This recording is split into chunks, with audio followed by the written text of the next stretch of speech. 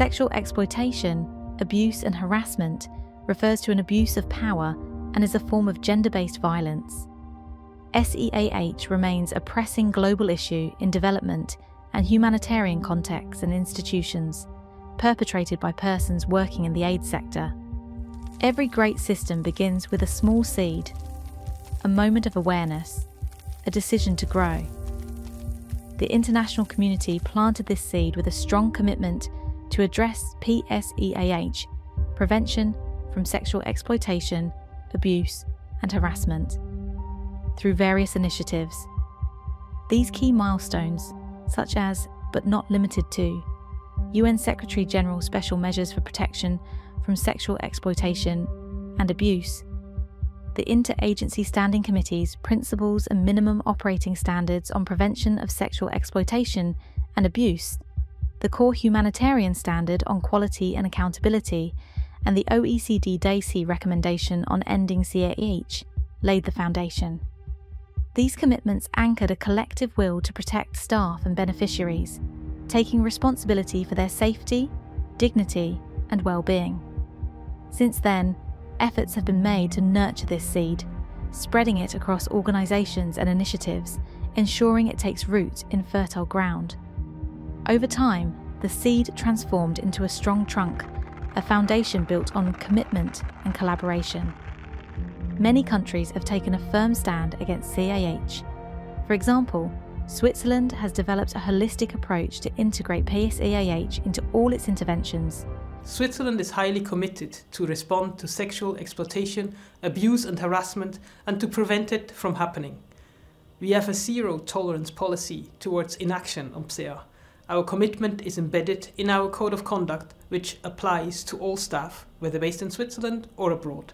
It also applies to our contractual partners. We have established accessible reporting mechanisms such as the whistleblowing platform. Anonymous and secure reporting of PSEAH cases is possible there. PSEAH has a profound, long-lasting negative impact on the lives of survivors whom we must protect, support and empower. Most importantly, we work to prevent PSEAH in the first place. We recognized that meaningful progress on PSEAH requires internal dialogue. We have initiated a process to review our practices with a focus on power and gender dynamics within our daily work. This involves questioning our own behaviors, values and unconscious biases. While we are still at an early stage at this reflection on cultural change, we are convinced that effective action on PSEAH must begin with us. This trunk also represents global mechanisms that have been put in place to ensure that PSEAH is taken into account in contexts where the risks are higher. As the Office for the Coordination of Humanitarian Affairs, we support humanitarian organizations to respond effectively to the needs of people caught in crises. We see protection from sexual exploitation and abuse as a central commitment to responding effectively. Switzerland is a trusted partner in upholding humanitarian values and the centrality of protection. Switzerland does this by contributing to our collective ISC action on PSEAH through common standards and through directly resourcing our commitments. Under the 5-year Interagency Standing Committee strategy, one of the core commitments is to provide capacity for PSEAH in high-risk contexts. Switzerland funds the PSEAH Capacity Project, enabling us to deploy experienced, dedicated PSEAH coordinators for 2 years to support humanitarian country teams and networks taking collective action to prevent sexual exploitation and abuse, mitigating risks, and responding effectively if there are reports of misconduct. These efforts create a solid framework, a unified trunk that carries the weight of progress. As the trunk grows stronger, its branches begin to extend, symbolising diverse actors involved in building a robust PSEAH system and anchored in diverse realities and contexts. A key step in this growth is recognising the importance of contextualising PSEAH and understanding the realities faced by implementing partners on the ground. La République démocratique du Congo est un contexte où la femme est discriminée malheureusement dans toutes les sphères de vie. Cette situation crée également un terrain propice aux violences sexuelles et basées sur le genre, y compris l'exploitation sexuelle et l'harcèlement.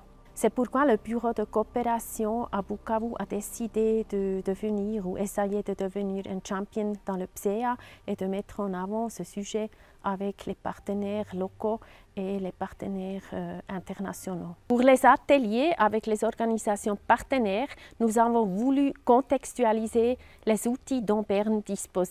Donc nous avons loué des acteurs locaux pour traduire ces vidéos en situation correspondant à notre réalité. Les leçons apprises pendant cette période 21-22 sont à 4. La première leçon apprise est que la PSEAH a besoin des ressources, premièrement des ressources humaines et du temps.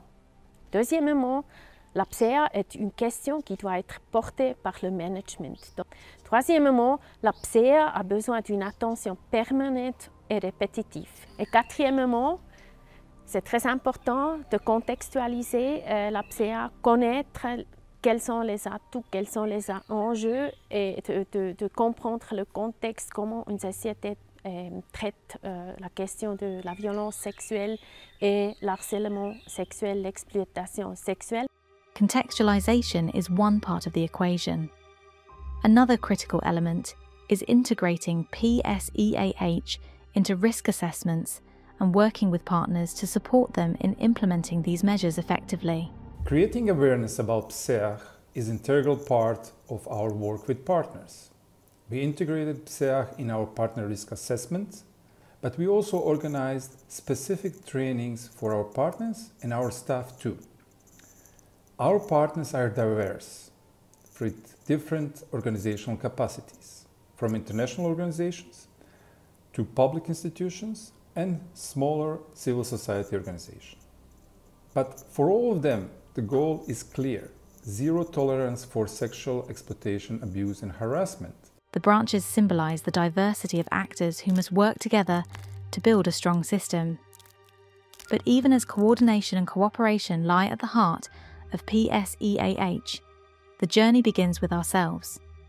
It starts with introspection and finding ways to speak openly about PSEAH within our own organisations, addressing the root causes and consequences of SEAH, and fostering honest discussions. Au Bureau de la coopération suisse et agence consulaire au Niger, notre aventure avec la thématique du PSEAH a démarré il y a près de 2 ans. Nous avons intégré la thématique du PSEAH dans nos quiz lors de nos réunions hebdomadaires d'équipe tous les lundis matins. Et ça permet de rafraîchir les concepts, les définitions, mais aussi de faire le lien avec nos domaines d'intervention. Par exemple, nous présentons des statistiques ou des résultats clés d'études dans le domaine de l'éducation. Ce qui est intéressant, c'est que le quiz il dure 5 minutes. Mais les discussions vont au-delà. Elles continuent autour d'un café pendant les pauses, autour du repas pendant le déjeuner. Et aussi, elles s'invitent dans les réunions opérationnelles où on discute de nos programmes, ce qui nous permet de la garder en l'esprit et de mieux l'intégrer dans le cadre de notre travail quotidien. Once this internal effort is underway, we turn our focus to the lives and the needs of the communities we serve. It is important to strengthen the capacity of personnel who provide essential services to communities, such as education professionals. I hope this knowledge empowers me to integrate these principles into our daily work, ensuring that our programs are not only effective, but also ethical and compassionate. Training plays a pivotal role in capacity building. But beyond traditional training, Switzerland developed a dynamic and interactive tool, the Fit for PSEAH Forum Theatre. This is a play that raises awareness about SEAH through theatre performances and dialogue with the audience. Following successful events in Bern, Geneva, New York, and Addis Ababa, the Forum Theatre has been introduced in Zimbabwe in 2024, taking a critical step in localising PSEAH efforts and fostering community-level engagement. We'd like to thank the Swiss team for the direction and the support they gave us, whilst teaching us on what is proving to be one of the most engaging and effective behavior change tools we have ever used. We have rolled out this performance in 3 localities in Zimbabwe, in Harare, in Mutare, and in Chinwe, and we plan to roll it out to 4 other locations.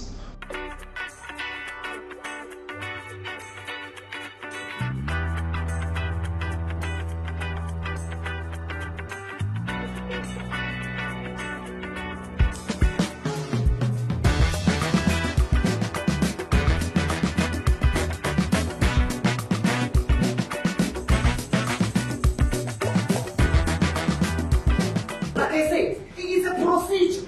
You understand? I hope you understand that, right? Okay, so I think for now, let's just go to the back room and the rest will follow. Me? I've been only 15 years, and if you ever had something like that, now what's so special about that? A strong PSEAH system must not only prevent and protect, but also respond effectively.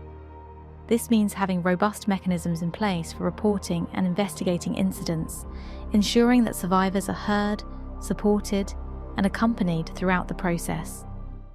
We had a PSEAH case which emerged in our flagship project on gender-based violence. It was a stark reminder that any organization can be affected.